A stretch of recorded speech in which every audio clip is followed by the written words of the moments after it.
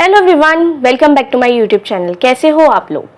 तो आज के चैनल में, आज के इस वीडियो में हम लोग क्या कवर करने वाले हैं? आज के इस वीडियो में हम लोग क्लास 10th को स्टार्ट करने वाले हैं। As you all know, class 10th के स्टूडेंट्स मुझसे पूछ रहे थे क्योंकि ये चैनल AMU पर्पस के लिए बनाया गया है और क्लास 10th के स्टूडेंट्स चाहते हैं कि नोट्स उनको प्रॉपर मिले, उनको लेक्चर्स प्रॉपर मिले एंड उनको PYQs मिले। ठीक है, इस चैनल पे आप लोगों को ये सभी फ्री ऑफ कॉस्ट मिलने वाला है।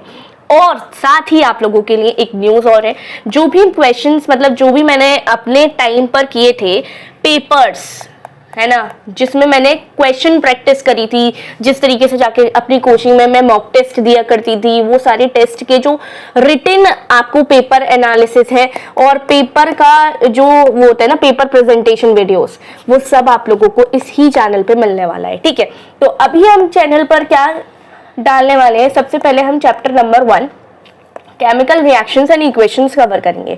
ये हम NCERT प्योर लेक्चर करने वाले हैं। क्यों NCERT प्योर लेक्चर है? ये सिर्फ AMU बोर्ड के लिए है, याद रहे। AMU बोर्ड वाले बच्चे कोई और लेक्चर ना देखें क्योंकि डिटेल में आपकी सारी चीजें सिर्फ NCERT से आती हैं। ठीक है, पहला NCERT कवर करेंगे फर्स्ट वीडियो में हम लोग। सेकेंड वीडियो जब इसकी आएगी उसमें हम इसके PPT से पढ़ेंगे। बेस्ट 13 पेजेस में निकालूंगी, बेस्ट इस पूरे चैप्टर से 13 पेजेस में निकालूंगी, वो करेंगे प्लस 10 क्वेश्चंस करेंगे PYQ के, जो किस में आए हुए हैं, AMU 11th एंट्रेंस में आए हुए क्वेश्चंस हैं। जो AMU 11th एंट्रेंस में आए हुए क्वेश्चंस हैं वो 10 हम लोग नेक्स्ट PPT वाली वीडियो में देख रहे होंगे। Correct? Now let us begin without wasting your much time. अगर मैं केमिकल रिएक्शंस एंड इक्वेशंस के बारे में बात करती हूँ तो सबसे पहले यहाँ पर एक लाइन लिखी है, ये तक मैंने पढ़ी थी अपने बोर्ड्स के टाइम पे, पता है नहीं आनी थी, लेकिन फैक्ट्स साइंस नहीं होते। Facts are not science as the dictionary is not the literature. तो with this we are going to start our class 10th syllabus chemical reactions and equations. Consider the following situations of daily life and think what happens when. अगर milk को room temperature पे रख दिया जाए तो क्या होगा समर सीजन्स में? आयरन तवा को या उसको एक्सपोज कर दिया जाए ह्यूमिड एटमॉस्फेयर में, वो तब क्या होगा? ग्रेप्स फर्मेंटेड हो जाते हैं, फूड इज कुक्ड, मान लो food gets digested in our body, we respire. मतलब ये सारी चीजों के आंसर्स जो PPT वाली वीडियो में आपको मिल जाएंगे। ठीक है, उसके बाद अगर हम बात करते हैं इन्हीं रिएक्शंस, ये जो डेली लाइफ में चीजें हो रही हैं हमारे साथ, रेस्पिरेशन हो रहा है डेली लाइफ में, फूड एंड डाइजेशन चल रहा है हमारी डेली लाइफ में, ये जो सारी चीजें हो रही हैं डेली लाइफ में हमारे साथ, वो सब के बारे में अगर हम बात करते हैं तो वो सब क्या है? रिएक्शंस ही तो है, रिएक्शंस ही तो है। केमिकल स्टेट चेंज हो रही है, फिजिकल स्टेट चेंज हो रही है, वो डिपेंड करता है सेट। ठीक है, तो उसके बाद अगर हम देखते हैं in all the above situations the nature and identity of initial substance have somewhat changed, है ना। अगर हम समर सीजन में मिल्क को बाहर रखते हैं तो वो फट जाएगा इन द सेंस कि उसकी इनिशियल स्टेज कुछ और थी, वो ऐसा मिल्क था, अब फटने के बाद वो कुछ और बन चुका है। ठीक है, तो समवट उसकी इनिशियल स्टेट चेंज हो रही है। ठीक है, We have already learned about physical and chemical changes of matter के बारे में हम लोगों ने पहले भी पढ़ रखा है चीजों को, physical and chemical changes के बारे में of matter in our previous classes. Whenever a chemical change occur, we can say that chemical reaction हुआ है।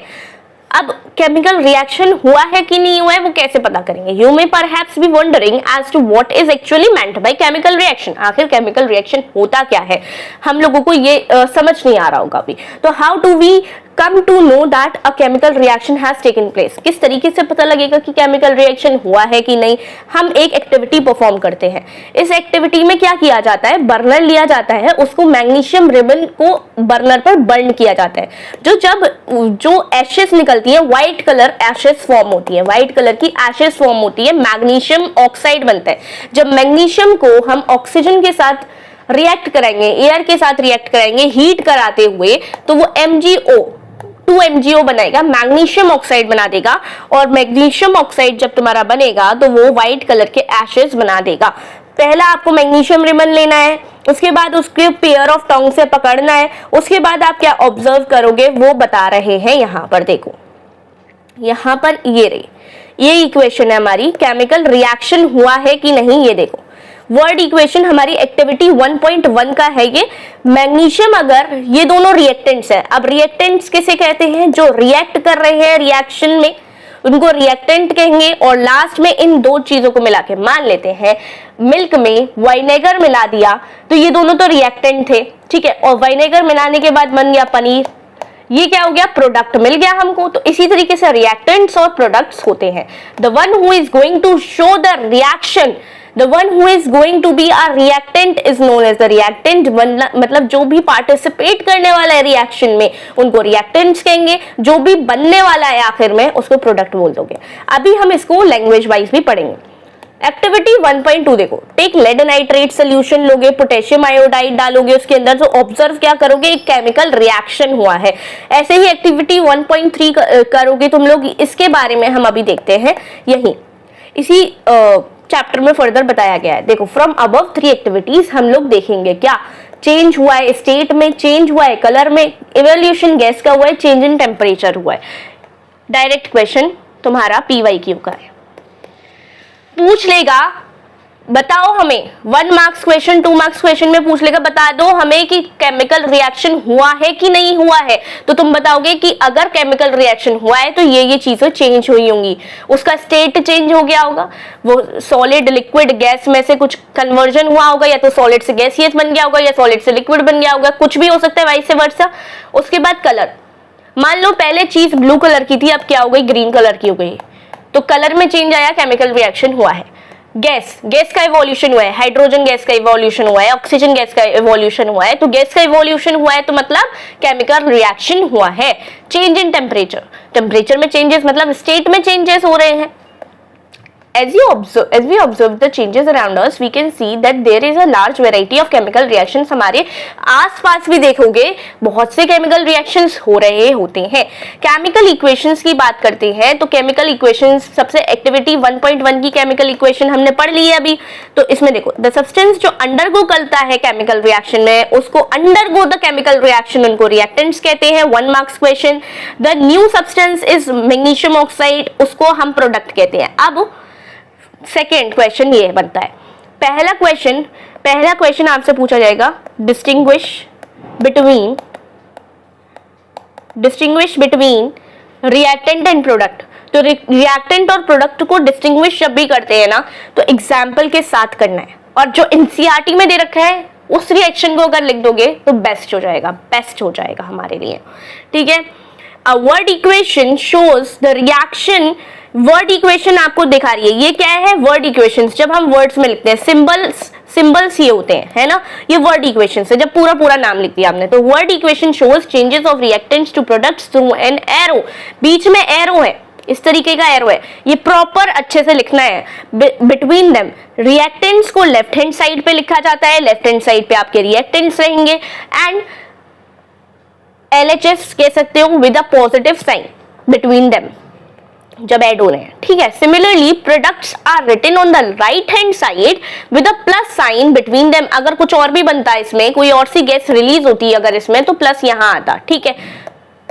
एरो हेड जो होता है इनके बीच में, वो टुवर्ड्स द प्रोडक्ट्स की तरफ साइन दिखाता है, and shows the direction of the reaction, की रिएक्शन यूं जा रहा है और प्रोडक्ट बन रहा है एरो वाली साइड पर। Correct. Writing a chemical equation, किस तरीके से हम केमिकल इक्वेशन को लिख सकते हैं? Is there any shorter way for representing chemical equations? हाँ, सिंबल्स के फॉर्म में कर दो ना उसको, रिएक्शन दिखा दो सिंबल्स के फॉर्म में, वर्ड इक्वेशन को छोड़ो। तो a chemical reaction represents a chemical equation represent करता है, एक केमिकल रिएक्शन हो रहा है। मान लो मैग्नीशियम को Mg लिख देते हैं, ऑक्सीजन को O2 लिख देते हैं, मैग्नीशियम ऑक्साइड को MgO लिख देते हैं। इस वर्ड इक्वेशन को ऐसे लिख सकते हैं। काउंट करो, कंपेयर करो नंबर ऑफ एटम्स को। जब नंबर ऑफ एटम्स को तुम कंपेयर करोगे तो देखोगे कि बैलेंस इक्वेशन नहीं है। इक्वेशन अगर बैलेंस नहीं होती है तो क्या करेंगे? Such a equation is called as a, देखो इसने पूछा कि if yes then equation is balanced. अगर इक्वेशन बैलेंस नहीं है तो because the mass is not same और both side of the equation, दोनों साइड ऑफ द इक्वेशन में मास सेम नहीं है। अब मास कैसे सेम करेंगे? ऐसी रिएक्शंस को क्या कहा जाता है? Skeletal equation, chemical equation for a reaction कहा जाता है। इक्वेशन 1.2 एक स्केलेटल केमिकल इक्वेशन है। ये क्वेश्चन क्या उसमें आ सकता है? रिटन में नहीं आएगा ये क्वेश्चन, आएगा आपके एमसीक्यू में आएगा अगर तो। बहुत इंपॉर्टेंट है। स्केलेटल केमिकल इक्वेशंस जो होती हैं आपकी पैटर्न में पूछ लेगा ये कौन सा एग्जाम्पल है, कौन सी टाइप ऑफ केमिकल इक्वेशन का एग्जाम्पल है। बैलेंस्ड केमिकल इक्वेशन पर क्वेश्चन आता है। Recall the law of conservation of mass. Law of conservation of mass जो आपने 9th में पढ़ा था वो देखो, मास ना ही तो क्रिएट हो सकता ना ही डिस्ट्रॉय हो सकता केमिकल रिएक्शन में। मतलब यहां जितना मास था वो एट दी एंड तुमको प्रोडक्ट में भी उतना ही मास मिलेगा। क्या पानी में हम शुगर डालेंगे तो इन दोनों का मास मिल करके ही तो बाद में भी उतना ही रहेगा। चाहे ये दोनों देखो, इसमें मैंने शुगर डाली, वाटर में मैंने शुगर डाली, ये इन दोनों का मास अलग अलग जितना था अंदर मिक्स होकर भी उतना ही रहेगा ना। तो law of mass of conservation क्या कहता है, लॉ ऑफ कंजर्वेशन ऑफ मास क्या कहता है कि ना ही क्रिएट कर सकते हो ना ही डिस्ट्रॉय कर सकते हो, जितना था उतना ही रहना चाहिए रिएक्शन में। That is the chemical total mass of the elements present in the products of chemical reaction has to be equal to the total mass of the elements जो रिएक्टेंट में प्रेजेंट है। ये तुम्हारा law of conservation of mass हो गया, ठीक है। In other words, the number of atoms of each element remains the same before after a chemical reaction. Hence, we need to balance a chemical reaction. मान लो ये एक reaction है, ये word equation है इसी की। जिंक जो है मोर रिएक्टिव होने की वजह से H2SO4 में से H2 को डिस्प्लेस करेगा और खुद लग जाएगा क्योंकि मोर रिएक्टिव कौन है, जिंक है। H2 से ज्यादा रिएक्टिव कौन है, जिंक है, ठीक है। तो जिंक आएगा, कहेगा मैं ज्यादा तुमसे रिएक्टिव हूं, मैं तुमसे ज्यादा सुपीरियर हूं, मैं जाकर के लग सकता हूं इजीली, मैं लग जाऊंगा और H2 निकल जाएगा। अब LHS RHS को कंपेयर करो, यहाँ जिंक कितने हैं, एक जिंक है, यहाँ कुछ नहीं लिखा हुआ मतलब एक है। यहाँ कितने जिंक है, वन जिंक है। यहाँ कितने जिंक है, वन जिंक है, वन, ठीक है। यहाँ कितने H हैं, 2 H है, यहाँ भी 2 H है, ठीक है, 2 H है। यहाँ S कितने हैं, एक है, ठीक है। LHS इसको लिखा गया है, RHS इसको लिखा गया है। O कितने हैं यहाँ, O कितने हैं यहाँ, 4 O है, यहाँ भी 4 O है, यानी कि ये रिएक्शन ऑलरेडी बैलेंस्ड है, ये स्केलेटल रिएक्शन नहीं है। स्केलेटल अनबैलेंस्ड वाले को कह रहे थे, ठीक है।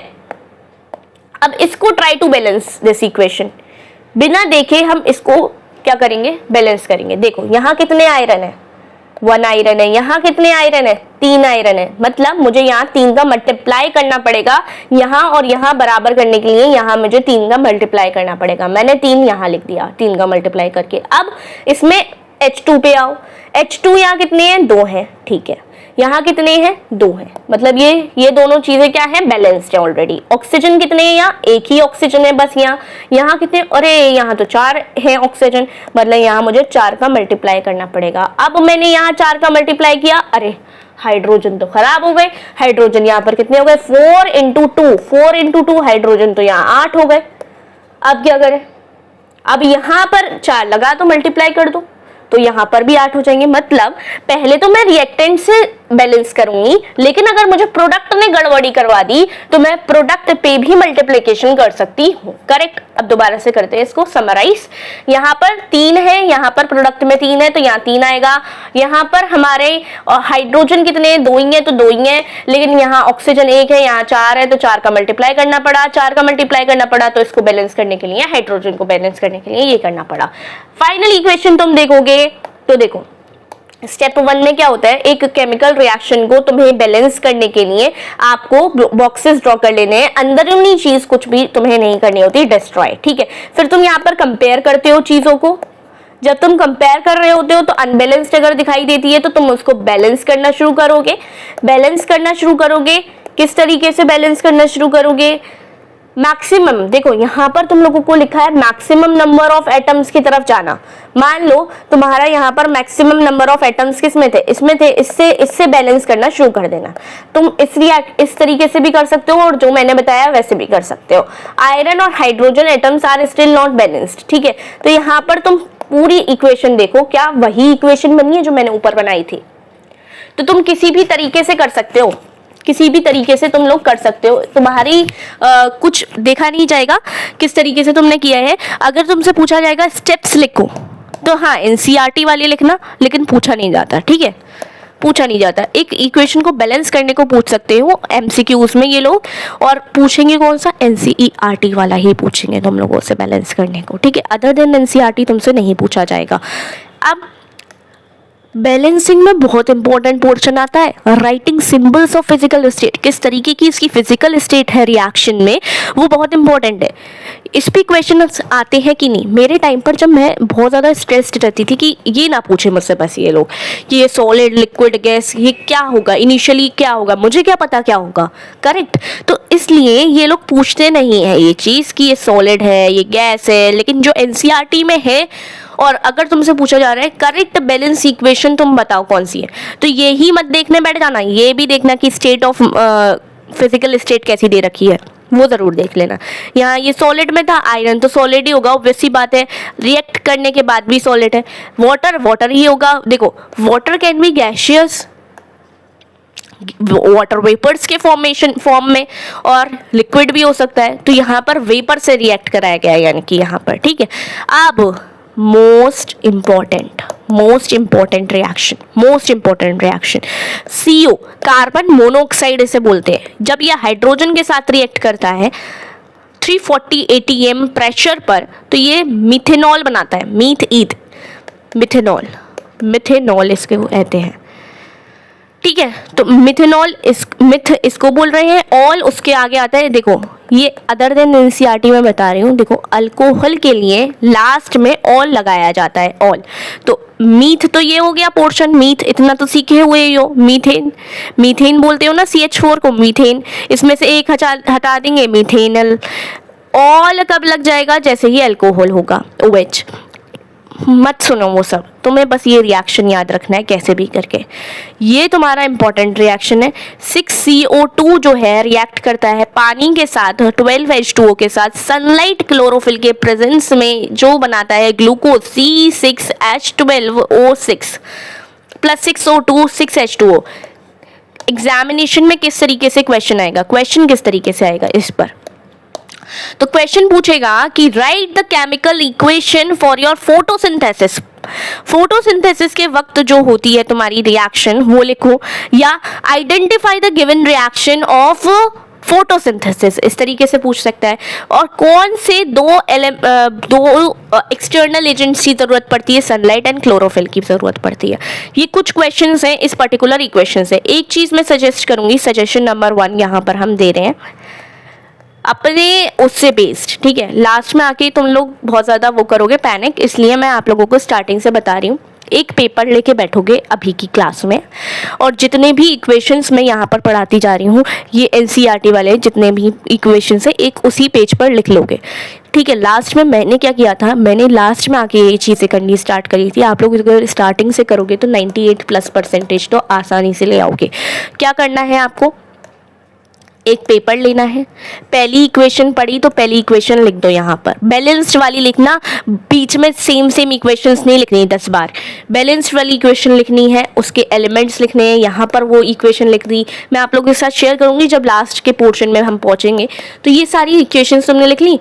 अब इसको डेली रिवाइज करो। डेली रिवाइज नहीं कर रहे हो लेकिन रख लो लिख करके, at the time of your boards बहुत ज़्यादा हेल्पफुल रहेगा। तुम पूरी एनसीईआरटी पढ़ने तो नहीं बैठोगे उस टाइम पर ना, करेक्ट।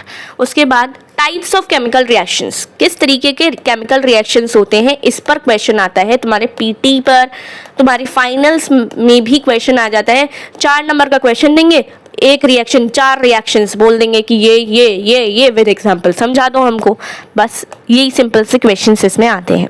ये तुम्हारा तुमको दिख जाएगा PYQs में। कैल्शियम ऑक्साइड रिएक्ट करता है विगरसली पानी के साथ, जो कि बनाता है स्लेग लाइम। स्लेग लाइम का फॉर्मूला फॉर 1 मार्क्स पूछ लेते हैं, कैल्शियम हाइड्रोक्साइड को ही स्लेग लाइम कहते हैं। और लार्ज अमाउंट ऑफ हीट, अभी तुमको आगे देखने को मिलेगा जब हीट रिलीज होती है, हीट अभी याद कर लो, हीट रिलीज होती है जब, तो उसको कहते हैं एक्सो मतलब निकल गया, एग्जिट कर गया, यानी कि रिलीज हो गई हीट। हीट तो काम ही नहीं है, हीट रिलीज हो गई, ठीक है। एक्सोथर्मिक रिएक्शंस उसको कहते हैं। डायरेक्ट क्वेश्चन पूछता है 1 नंबर में, हीट एब्जॉर्ब कर ली रिएक्शन में, मतलब तुम्हारी हीट जो बाद में तुमको एज अ प्रोडक्ट मिलने वाली थी वो तुमने खा ली, एब्जॉर्ब कर ली, रिएक्शन में लग गई, हीट को रिएक्शन को होने के लिए हीट की ज़रूरत पड़ी, हीट एब्जॉर्ब कर ली उसने, मतलब एंडोथर्मिक, अंदर ले ली, एंडो अंदर ले ली, ठीक है, एंडोथर्मिक रिएक्शन हो जाएगा। थर्मिक किसे कहा जाता है?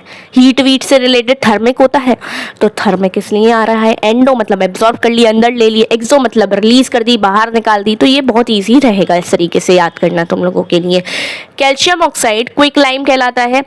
अब जब बैलेंस्ड केमिकल इक्वेशंस तुम लोग एक पेज पे लिख रहे होगे तो उसके साथ उसका नेम भी ये वाला लिख लेना, क्योंकि ये at the time of boards मुझे क्या चीज़ परेशान करती थी, क्विकलाइम किसे कहते हैं, स्लेक्ट लाइम किसे कहते हैं। आई नो बहुत से बच्चों को ये चीज़ याद रहती है, but at the time of boards तुम लोग क्या कर जाते हो, फंबल कर जाते हो, भूल जाते हो। मतलब 98 लाने वाला या 97.8 लाने वाला भी भूल रहा है, तो तुम लोग मतलब कोई भी भूल सकता है, ऐसा नहीं है 75 वाला को याद रहेगा, ऐसे नहीं बोला मैंने कहा कि हर रेंज के बच्चे को हर चीज़ याद नहीं रहती है, तो सारी चीज़ें तुम एक पेज पे लिख लोगे तो बहुत ज़्यादा वेल एंड गुड रहेगा तुम लोगों के लिए। कैल्शियम ऑक्साइड जो होता है तुम्हारा क्विक लाइम होता है, कैल्शियम हाइड्रोक्साइड तुम्हारा बड़ा सा है, तो स्लेक्ट लाइम इसका बड़ा नाम है, ठीक है।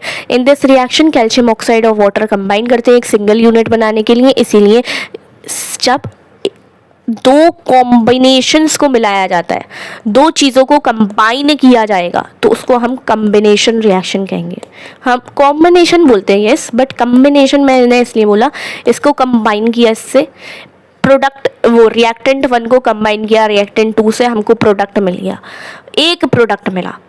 तो इस तरीके के रिएक्शन को हम कॉम्बिनेशन रिएक्शन कहते हैं, जहां सिंगल प्रोडक्ट बनेगा, सिर्फ एक प्रोडक्ट बनेगा दो चीज़ों को कंबाइन करके। मान लो इसको और इसको कंबाइन किया और एक प्रोडक्ट मुझे मिला, सिर्फ सिंगल प्रोडक्ट मिलता है दो या दो से ज़्यादा रिएक्टेंट्स को कंबाइन करने पे।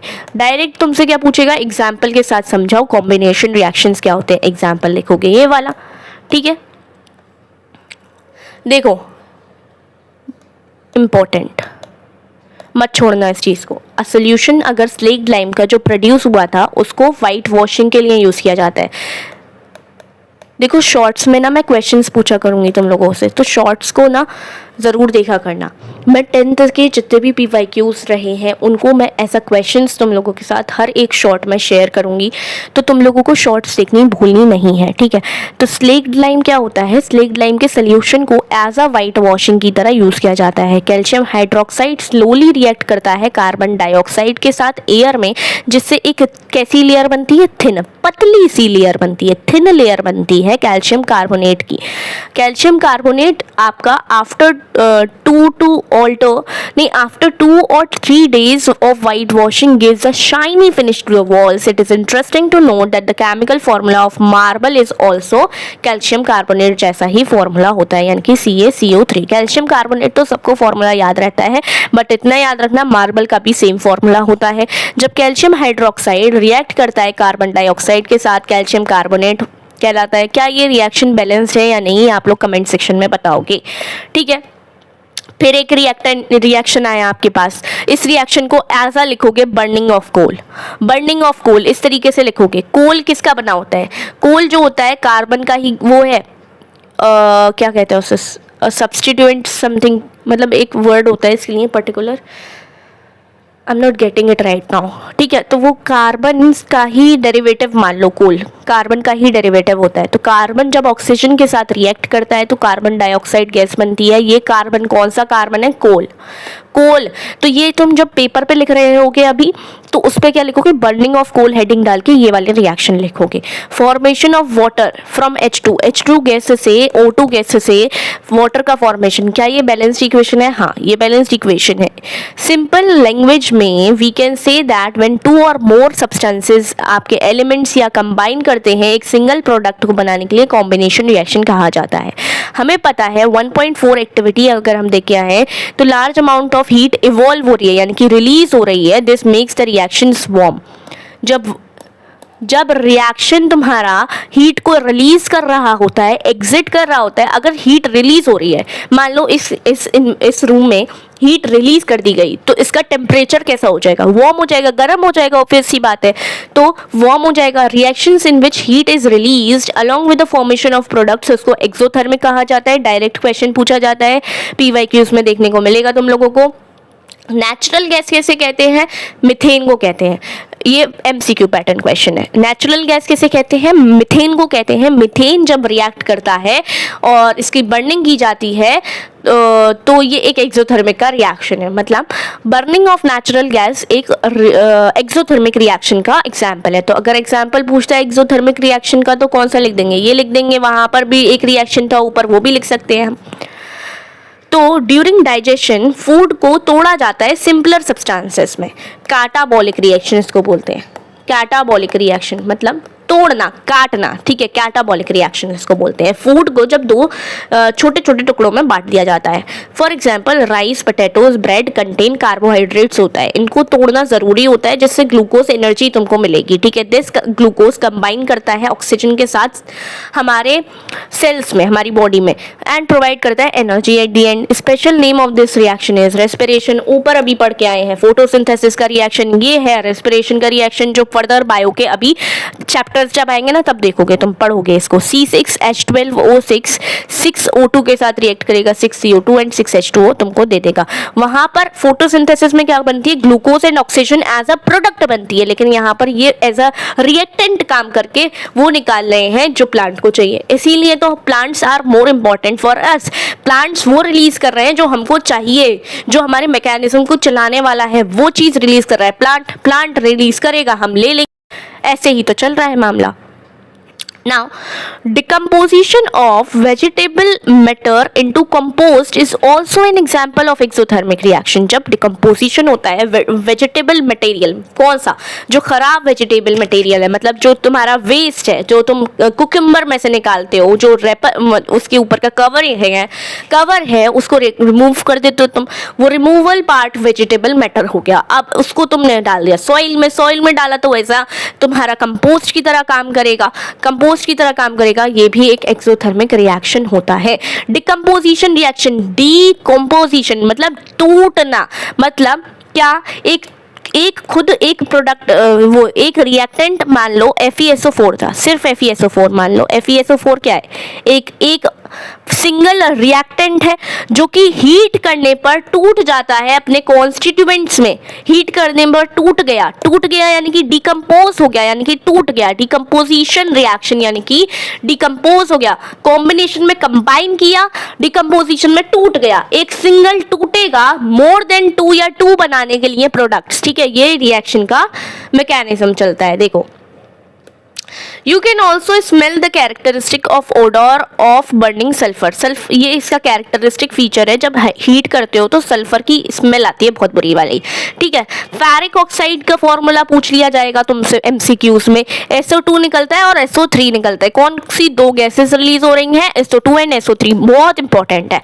इन this reaction you can observe that a single reactant break कर रहा है सिंपलर प्रोडक्ट्स बनाने के लिए। इसी को डिकम्पोजिशन रिएक्शंस कहते हैं। फेरस सल्फेट क्रिस्टल्स, ये 7H2O जो होता है, डॉट में अगर लिखा होता है तो उसको वाटर ऑफ क्रिस्टलाइजेशन कहते हो।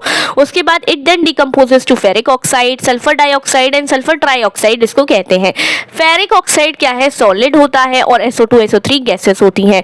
डिकम्पोजिशन ऑफ कैल्शियम कार्बोनेट का डिकम्पोजिशन भी तुम्हारा calcium oxide and carbon dioxide बनाने के लिए एक इंपॉर्टेंट एग्जाम्पल है डिकम्पोजिशन रिएक्शन का, जो तुम्हारी वेरियस इंडस्ट्रीज में यूज किया जाता है। कैल्शियम ऑक्साइड को और क्या बोलते हैं? ऊपर पढ़ के आए हैं, लाइम या क्विक लाइम के नाम से बोला जाता है, जो मैन्युफैक्चरिंग ऑफ सीमेंट में यूज किया जाता है।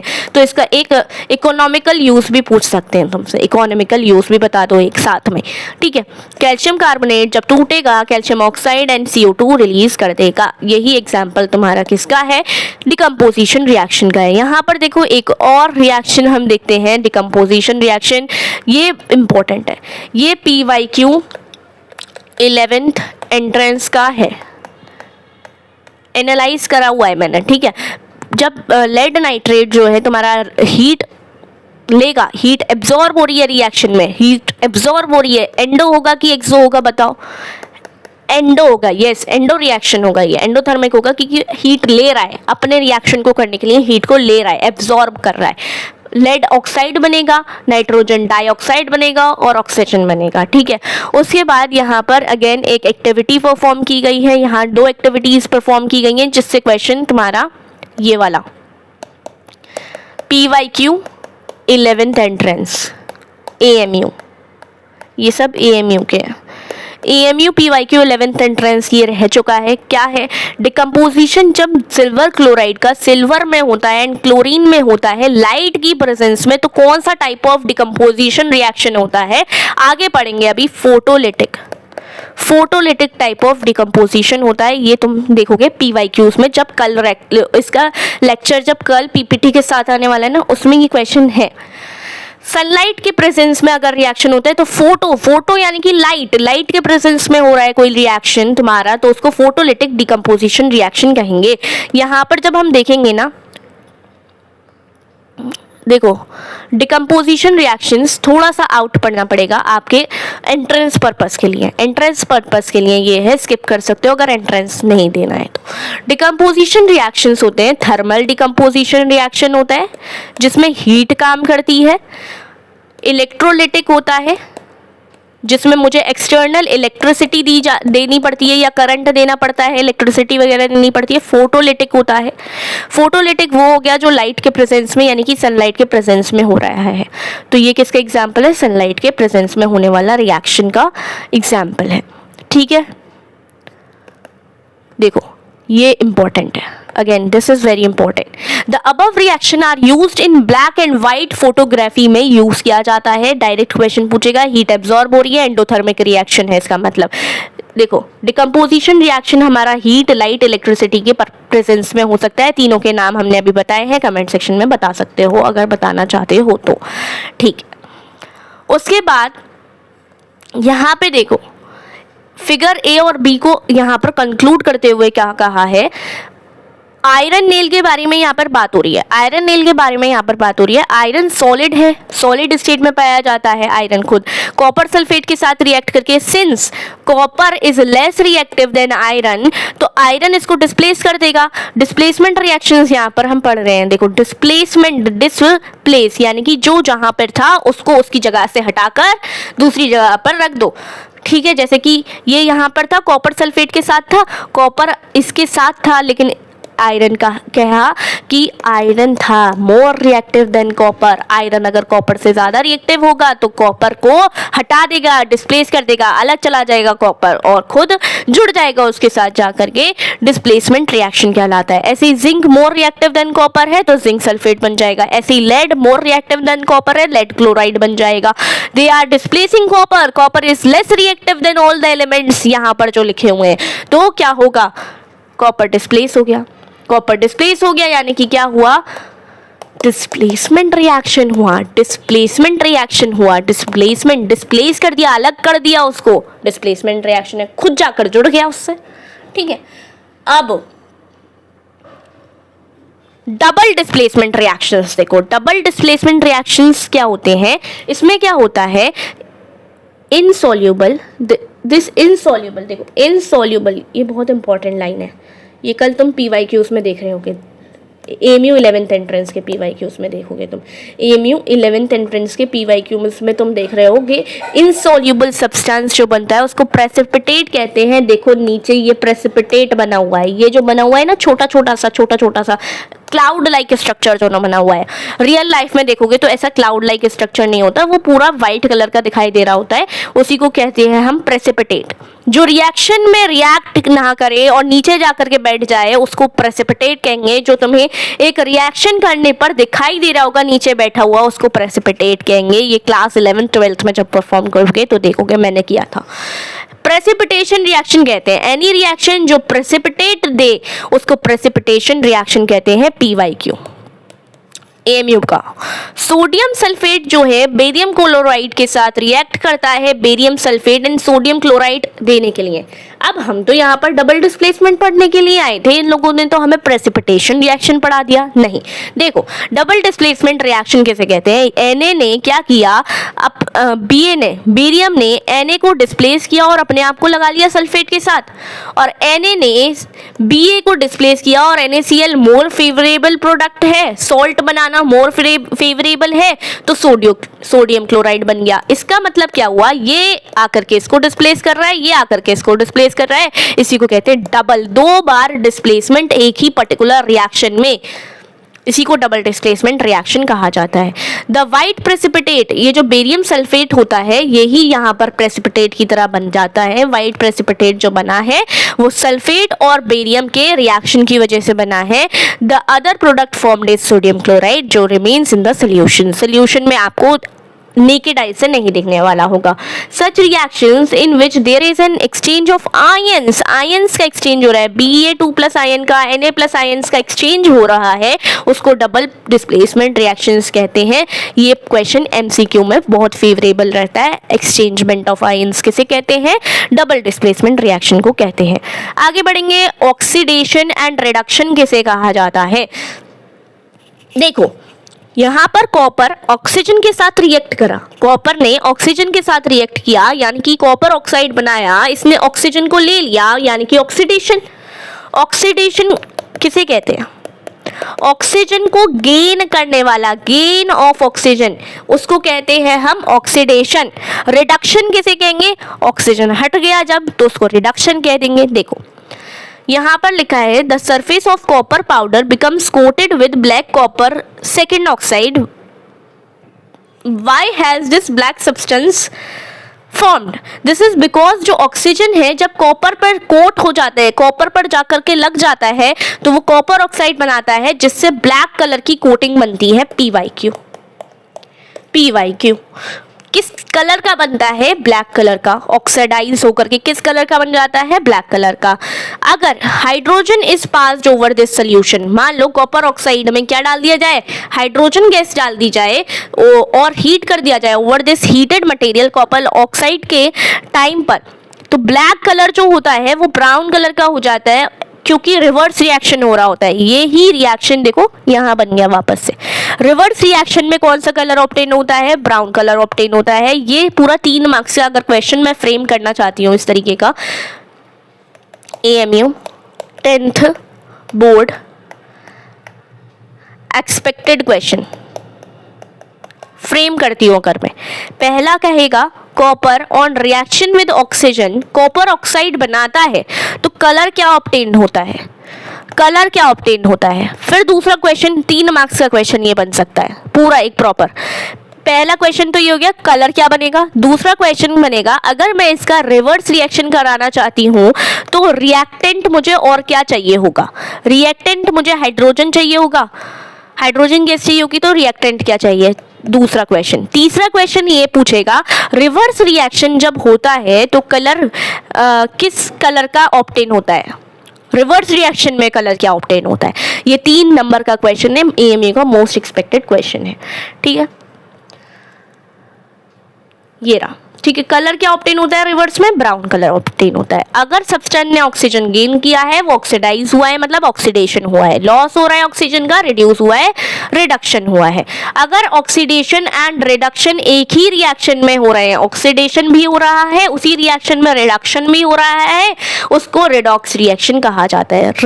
रिड यानी कि रिडॉक्स का, रिडक्शन का, ऑक्स यानी कि ऑक्सीडेशन का। एग्जाम्पल पूछ लेगा ये हो जाएगा। 2 मार्क्स का क्वेश्चन है, रिडॉक्स रिएक्शन क्या होता है एंड इक्वेशन बता दो। एक इक्वेशन के 1 नंबर जाते हैं। इक्वेशन वेल अच्छे से लिखनी पड़ती है तुमको, एरोस वेरोस जो स्टार्टिंग में सिखाया था वैसे ही लिखनी है। कॉपर ऑक्साइड, ऑक्सीजन जुड़ा हुआ है अभी इसके साथ, यानी कि अगर ऑक्सीजन कॉपर पे से हटा दूं तो उसका रिडक्शन हो चुका होगा, और हाइड्रोजन के साथ ऑक्सीजन जोड़ दूं तो वो उसका ऑक्सीडेशन कहलाएगा। कुछ दूसरे एग्जाम्पल, जिंक से ऑक्सीजन हटा दिया जाता है तो रिडक्शन हो गया, कार्बन के साथ जुड़ गया तो वो ऑक्सीडेशन हो गया। तो ये एक कैसा रिडॉक्स रिएक्शन का एग्जाम्पल हो गया, रिडॉक्स रिएक्शन का एग्जाम्पल हो गया। ठीक है, इसके बाद आ जाओ इधर, have you observed the effects of oxidation reactions. देखो बहुत इंपॉर्टेंट है यहाँ पर, ये व्हाट यू हैव लर्नड में हम जाने से पहले यहाँ पर ये 2 क्वेश्चंस बहुत इंपॉर्टेंट है, इस पर लिख लो मोस्ट इंपॉर्टेंट। इनमें से एक क्वेश्चन तुमको ज़रूर देखने को मिल जाएगा तुम्हारे पीटी में, या तो तुम्हारे पीटी में देखने को मिल जाएगा, यूटीज़ में, यूटीज़ जैसे कहते होगे तुम लोग, उसमें देखने को मिल जाएगा इस साल। बहुत इंपॉर्टेंट है, मतलब कोई पूरे चैप्टर में से अगर पूछे तो ये 2 टॉपिक इतने इंपॉर्टेंट है कि तुम्हारे बोर्ड में भी आ जाते हैं। कितने मार्क्स के? 3 नंबर के आए हैं, 3 नंबर के ये, ठीक है। तो अच्छे से करना ज़रूरी है क्या? हाँ बहुत ज़रूरी है। कोरोजन किसे कहते हैं? देखो, you must have observed that iron articles are shiny when new but get coated with reddish brown powder when left for some time, है ना। जब अगर उसको ऐसे ही छोड़ते हैं आयरन पार्टिकल्स को, आयरन नेल्स को, यानी कि चोभा जो होता है तुम्हारा, उसको अगर मैं ऐसे ही इन्वायरमेंट में छोड़ दूं तो कुछ देर बाद, कुछ दिनों बाद तुमको देखने को मिलेगी उसके ऊपर रेडिश पाउडर जैसी जंग लग जाती है। जंग कहते हो ना उसको, रस्ट कहते हो ना इंग्लिश में, रस्ट लग जाती है। इस प्रोसेस को कहते हैं rusting of iron, correct. Some other metals जो कि है टार्निश हो जाते हैं तुम्हारे इसी मैनर में। तुम नोटिस करोगे colour of coating formed on copper and silver पर, जब एक मेटल अटैक होता है कुछ सब्सटेंसेस से, जैसे कि कौन से सब्सटेंसेस से, जैसे मॉइस्चर, एसिड्स वगैरह से, तो it is said to corrode and this is called as corrosion. उसको कहा जाता है कोरोड हुआ है। अगर ये 3 नंबर में क्वेश्चन आता है तो कैसे लिखे मैम इसे, इसको कैसे लिखें? पहला लिखोगे तुम कोरोजन की डेफिनेशन, ये यहाँ से कोरोजन की डेफिनेशन, यहाँ से शुरू मत हो जाना मेटल्स और ये सब वो होता है, नहीं, तुमको यहाँ से लिखना है मेटल जो होता है जब अटैक होता है कुछ सब्सटेंसेस से, और ब्रैकेट में लिखोगे उन सब्सटेंसेस को, मॉइस्चर, एग्जाम्पल मॉइस्चर, एसिड वगैरह, वो उसको कहा जाता है, वो कोरोड हो गया वो मटेरियल, और उसी को कोरोजन कहते हैं। इसको अंडरलाइन करके रख लेंगे, बॉक्स में करके रख लेंगे, अपनी एनसीईआरटी की बॉक्स में करके रख लेंगे, इसी को ही हम क्या कहते हैं, कोरोजन कहते हैं। एग्जाम्पल लिखेंगे यहाँ पर, the black coating on silver and the green coating on copper, उसी को कोरोजन कहा जाता है, एग्जाम्पल। और तीसरा क्या लिखेंगे, पॉइंट रस्टिंग ऑफ आयरन के बारे में लिख देंगे। कोरोजन क्या करता है, कॉजेज ऑफ कोरोजन लिखोगे। अपने आंसर को लंबा करने के लिए 3 मार्क्स के क्वेश्चन में एटलीस्ट 5 पॉइंट्स तो तुम लिखोगे ना, 5 पॉइंटर्स तो तुम बना के जाओगे, एक भी भूल गए उसमें से तो क्या होगा। इसलिए सबसे पहले हम लिखेंगे कोरोजन क्या होता है, कोरोजन के एग्जाम्पल, रस्टिंग ऑफ आयरन के बारे में 4 पॉइंट तो यही हो गए। 5वां पॉइंट उसके कॉजेज करके लिख देंगे। कॉजेज क्या है, damage to car bodies, bridges, iron और शिप्स को, एंड बहुत से मेटल्स जो कि मेटल्स के बने होते हैं, बहुत से objects specially those of iron. Corrosion of iron एक सीरियस प्रॉब्लम है। क्यों प्रॉब्लम है सीरियस? भाई बहुत बड़ी सीरियस प्रॉब्लम है। आयरन नेल्स को खराब कर देती है, बहुत से आयरन की चीज़ों को खराब कर देती है। Every year enormous amount of money is spend, replace किया जाता है उस डैमेज आयरन को रिपेयर करने के लिए। तो आप इसके बारे में फर्दर चैप्टर 3 में भी पढ़ोगे। Rancidity most important, you will see कि PYQ AMU 11th एंट्रेंस में ये क्वेश्चन आया है। PYQ AMU 11th एंट्रेंस में ये क्वेश्चन आया हुआ है, यू विल सी इट, देखोगे तुम लोग, ठीक है। When fats and oils are oxidized, they become rancid. Rancidity cause करते हैं and their smell and taste change हो जाता है। Usually substances जो prevent करते हैं oxidation को, पूछेगा 1 नंबर क्वेश्चन में, एंटीऑक्सीडेंट्स किसे कहते हैं? एंटीऑक्सीडेंट्स किसे कहते हैं? एंटीऑक्सीडेंट्स किसे कहते हैं? जो प्रिवेंट करें ऑक्सीजन को, ऑक्सीडेशन को। एंटी का मतलब होता है उल्टा, ऑक्सीडेशन का मतलब होता है ऑक्सीडेशन होना, एंटी उसका उल्टा करेगा मतलब ऑक्सीडेशन नहीं होने देगा। उसको ऐड किया जाता है फूड्स में। कैसे फूड्स में? जिसमें फैट हो या ऑयल हो, ऐसे फूड्स में उसको ऐड किया जाता है। किसको? एंटीऑक्सीडेंट्स को। क्या करने के लिए? इसमें रेंसिडिटी से बचाने के लिए। यानी कि वो जो तुम्हारे पैकेट्स आते हैं ना चिप्स वगैरह के, उसके अंदर नाइट्रोजन फ्लश्ड होती है। अब नाइट्रोजन क्यों डाली जाती है? कि रेंसिडिटी से बचाने के लिए, रेंसिडिटी से बचाने के लिए, ठीक है। तो keeping food in air tight container भी तुम इसीलिए करते हो कि ऑक्सीडेशन जल्दी ना हो जाए। ऑक्सीजन से, इन्वायरमेंट में ऑक्सीजन बहुत है, ऑक्सीजन से रिएक्ट करेगा, खराब हो जाएगा खाना। Do you know that chips manufacturers usually flush bags of chips with gas such as nitrogen to prevent the chips from getting oxidised. ये क्वेश्चन तुम्हारा AMU 11th एंट्रेंस PYQ का है, ठीक है, अच्छे से कर लेना।